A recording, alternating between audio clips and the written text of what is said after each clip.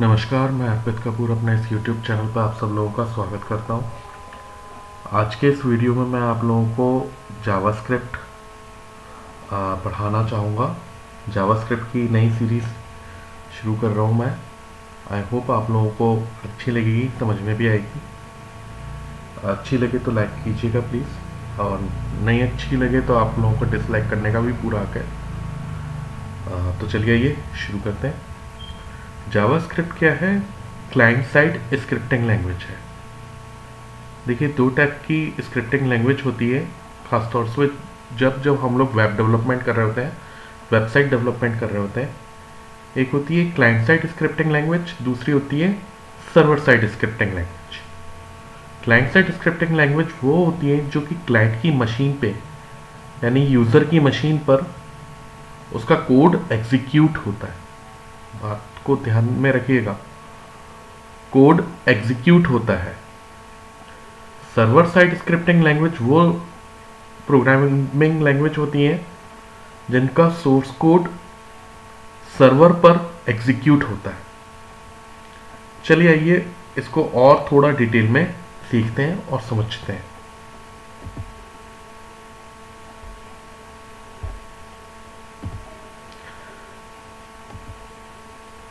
अगर आप लोग जावास्क्रिप्ट पढ़ने पहली बार जा रहे हैं तो सबसे पहले आप लोगों को HTML लैंग्वेज आनी ज़रूरी है, और CSS यानी कास्केडिंग स्टाइल शीट आनी बहुत ज़्यादा ज़रूरी है। कई लोग ऐसे भी मैंने देखे अपनी लाइफ में जो पहले HTML अच्छे से पढ़ लेते हैं फिर जावास्क्रिप्ट पढ़ते हैं। लेकिन मेरी एडवाइस ये है कि पहले आप HTML फिर CSS फिर जावास्क्रिप्ट के ऊपर आए तो ज़्यादा बेहतर रहेगा, ज़्यादा आप लोग अच्छे से सीख पाएंगे और समझ पाएंगे। चलिए आगे बढ़ते हैं। What is JavaScript? जावास्क्रिप्ट क्या है? JavaScript is the programming language of HTML on the web. HTML language के साथ काम करती है ये, और मैंने अभी आप लोगों को बताया क्लाइंट साइड स्क्रिप्टिंग लैंग्वेज है ये। It makes web pages dynamic web page बनाने का काम करती है।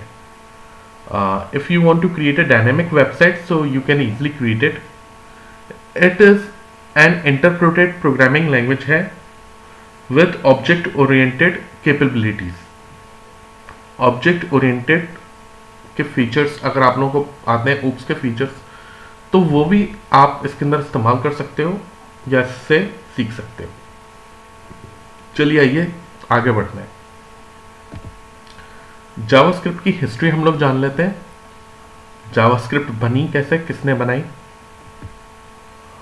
ये बनी थी 1995 में। ब्रेंडन इक ने बनाई थी इस लैंग्वेज को, और नेटस्केप कंपनी जो है आप लोग जानते ही हैं। Netscape is the first internet web browser. फिर बाद में इंटरनेट एक्सप्लोरर आया माइक्रोसॉफ्ट कंपनी का, जो कि बहुत फेमस हुआ अपने टाइम में, और मोस्टली आजकल लोग बाग ज़्यादातर गूगल क्रोम पे ही काम करना पसंद करते हैं। चलिए आगे बढ़ते हैं। फिर इसका नाम मौका रखा गया। मौका के बाद में इसका नाम लाइवस्क्रिप्ट लैंग्वेज भी रखा गया। फिर इसका नाम जावास्क्रिप्ट पड़ा, जो कि आज भी बहुत फेमस है। आज भी लोग बाग जावास्क्रिप्ट के नाम से ही जानते हैं। बाद में ये लैंग्वेज या तो सरेंडर कह दो या फिर सेल कह दो कर दी गई थी, जिसका नाम एक्मा कंपनी को, यूरोपियन कंप्यूटर मैन्युफैक्चरर एसोसिएशन इसका फुल फॉर्म है। तो आगे चल के जावास्क्रिप्ट में और भी कई सारी चीज़ें आई, जिसको हम लोग मॉडर्न जावास्क्रिप्ट भी कहते हैं। तो मॉडर्न जावास्क्रिप्ट का दूसरा नाम एक्मास्क्रिप्ट है।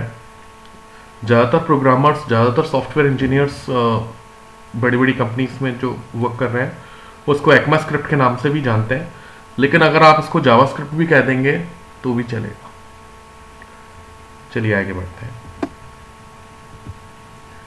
अब काम कैसे करती है, आइए मैं आप लोगों को सिखा देता हूँ इसको काम कैसे करती है। जैसे दो मशीन है हम लोगों के पास में, एक तो यूज़र मशीन जैसे आप लोगों की मशीन है, एक होती है सर्वर मशीन जिस पे कई सारी वेबसाइट अपलोडेड है। अब मान लीजिए आपने अपना कंप्यूटर या लैपटॉप या मोबाइल ओपन किया और उसके अंदर टाइप किया www.google.com कि मुझे गूगल वेबसाइट ओपन करके दो। ये रिक्वेस्ट गई सर्वर के पास में, हम लोग रिक्वेस्ट भेजते हैं कि प्लीज़ हमें ये वेबसाइट ओपन करके दो इंटरनेट के माध्यम से, ठीक है।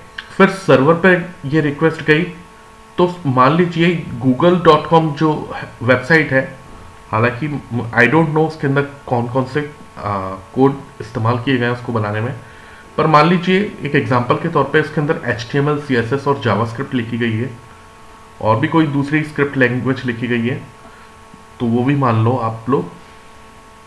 फिर वो जो कोड है, वो कोड क्या होता है, एग्जीक्यूट हो जाता है। पूरा का पूरा कोड जो होता है कहाँ पर पहुंच जाता है, यूजर की मशीन पर पहुंच जाता है, हम लोगों की मशीन पर पहुंच जाता है।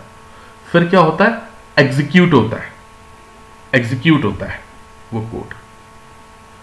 तो आई होप आप लोगों को समझ में आया होगा। और मान लीजिए अगर आप कोई सर्वर साइड स्क्रिप्टिंग लैंग्वेज पे काम कर रहे हैं, तो मान लीजिए फॉर एग्जांपल आप कोई वेबसाइट ओपन करते हैं, तो वो वेबसाइट का जो कोड होता है वो सर्वर पे ही एग्जीक्यूट होता है। फिर बाद में जो रिस्पॉन्स होता है, जो आउटपुट होता है, वो हम लोगों को दिखता है। क्लाइंट साइड स्क्रिप्टिंग में क्या होता है, जो कोड होता है वो सर्वर पर नहीं, क्लाइंट की मशीन पे ही एग्जीक्यूट होता है और क्लाइंट की मशीन पे ही आउटपुट दिखता है।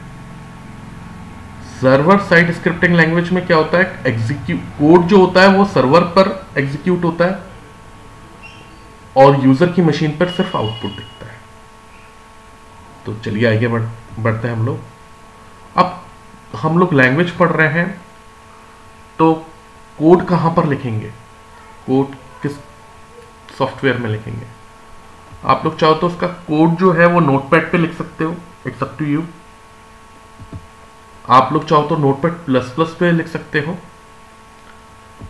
आप लोग चाहो एनी टेक्स्ट एडिटर जो भी आप लोगों को पसंद है, जैसे कि आजकल लोग बाग सबलाइन टेक्स्ट एडिटर पे काम कर रहे हैं और विजुअल टेक्स्ट एडिटर पे भी आप कई जने काम कर रहे हैं, दोनों लगभग सेम ही है। आप लोग की मर्जी है जिसके ऊपर भी आप काम करना चाहो। एक्लिप्स पे भी आराम से चल जाता है और ड्रीम व्यूअर पर भी आसानी से चल जाता है, ठीक है। क्रॉस प्लेटफॉर्म लैंग्वेज है ये सब है।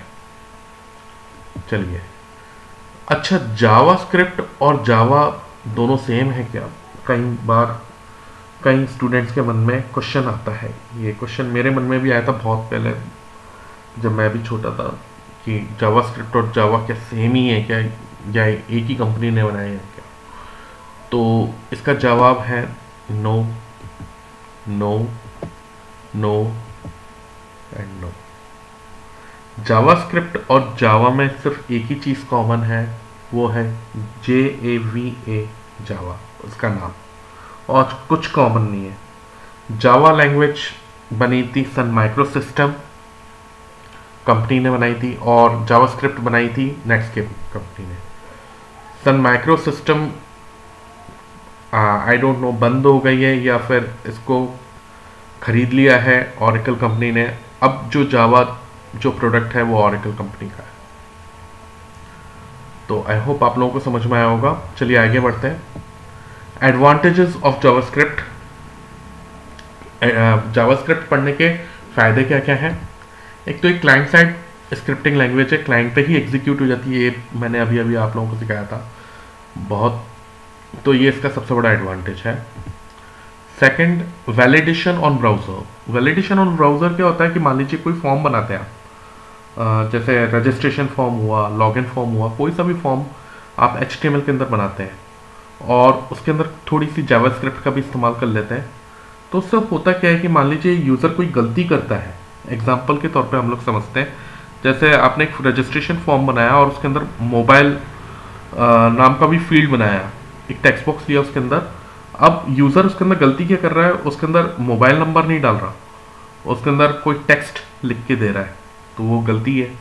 तो वो गलती हाथों हाथ ही चेक हो जाए तो वो ज़्यादा बढ़िया है कि नहीं बढ़िया है, या फिर ऐसे बढ़िया है कि मान लीजिए यूज़र ने मोबाइल नंबर की में टेक्स्ट लिख दिया कुछ, या मोबाइल नंबर गलत लिख दिया, 9 अंकों का लिख दिया या 11 या 15 अंकों का लिख दिया, तो वो भी गलत है।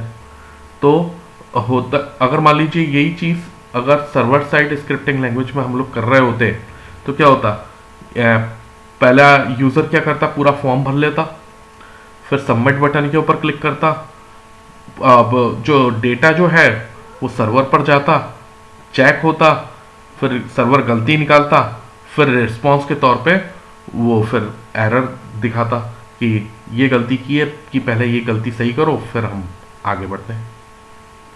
तो कितना आप एज अ प्रोग्रामर अगर आप लोग सोचें तो कितना लंबा प्रोसेस हो चुका होता।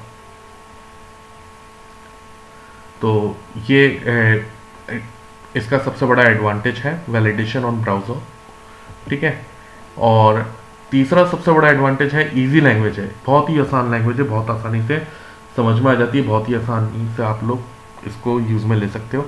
शुरू में जब आप लोग पढ़ोगे तो आप लोगों को थोड़ा अटपटा सा लगेगा, लेकिन धीरे धीरे 4-5 प्रोग्राम आप बना लोगे तो आगे चल के ये बहुत ही ईजी लैंग्वेज आप लोगों के लिए बन जाएगी। चलिए आगे बढ़ते हैं। Disadvantage of JavaScript. डिसएडवांटेज क्या है इसके, जो है नुकसान क्या है, लेस सिक्योर कम है, ठीक है। क्यों? क्योंकि क्लाइंट साइड स्क्रिप्टिंग लैंग्वेज है तो लेस सिक्योर है। दूसरा, नो हार्डवेयर एक्सेस। आप लोग चाहो कि मैं ऐसा प्रोग्राम बना दूं कि यूएसबी एक्सेस हो जाए, पेन ड्राइव एक्सेस हो जाए, प्रिंटर एक्सेस हो जाए, या कोई दूसरा हार्डवेयर एक्सेस हो जाए, तो वो नहीं हो सकता।